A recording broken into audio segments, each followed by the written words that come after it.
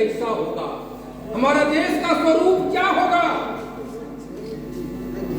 और कभी बाबू कुंवर सिंह ये नहीं कहा कि मैं 80 साल में तेगा उठाता हूँ, तलवार उठाता हूँ तो मैं राष्ट्रपति बनूंगा। कभी भगत सिंह, खुदीराम बोस ये नहीं कहा कि मैं गृह मंत्री बनूंगा, मैं पथ निर्माण मंत्री बनूंगा, ये नहीं कहा। उन्होंने भारत का स्वरूप दिया। उनकी अपनी शासन व्यवस्था होगी, हर घर में शिक्षा की व्यवस्था होगी, हर जगह जाने के लिए रोड होंगे, सड़क होंगे।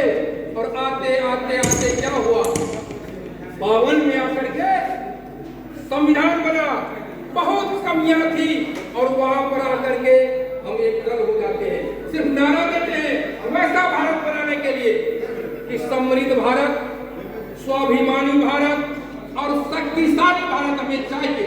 मित्रों, हमारे 4 वक्ता और हैं, तो सरकार की जो उपलब्धि है मैं इन चारों वक्ता पर छोड़ूंगा। और मुख्य रूप से मैं ये जानकारी दे देना चाहता हूं कि स्वाभिमानी भारत, शक्तिशाली भारत और समृद्ध भारत का मतलब समझ लीजिए। समृद्ध मतलब क्या? भारत गांव जब तक समृद्ध नहीं होगा, वहां का किसान समृद्ध नहीं होगा, किसानों के लिए योजना नहीं बनेगी, तब तक हम समृद्ध भारत नहीं कह सकते। शक्तिशाली भारत, हमारे श्यामा प्रसाद मुखर्जी जी ने 52 में कहा था, जिन देश के पास अपनी सैन्य शक्ति और ताकत होती है वही देश महान होता है। मित्रों, तो यहाँ से हमारी यात्रा प्रारंभ हो गई। कभी समाजवादी लोगों ने, कभी कांग्रेस ने हमको आने नहीं दिया। आदरणीय नरेंद्र मोदी जी के नेतृत्व में हमारी सरकार बनी। पहला काम मैंने क्या किया, दुनिया को चुनौती देते हुए, क्योंकि दुनिया में अगर प्रजातंत्र की बात करते हैं तो दल की भूमिका अहम होती है, ये मान करके चलिए। अपने हिंदुस्तान में भी 1600 दल। और भारतीय जनता पार्टी ने एक प्रोग्राम लॉन्च किया सदस्यता अभियान का। उससे पहले सबसे बड़ी पार्टी थी चीन की, दुनिया की सबसे बड़ी पार्टी।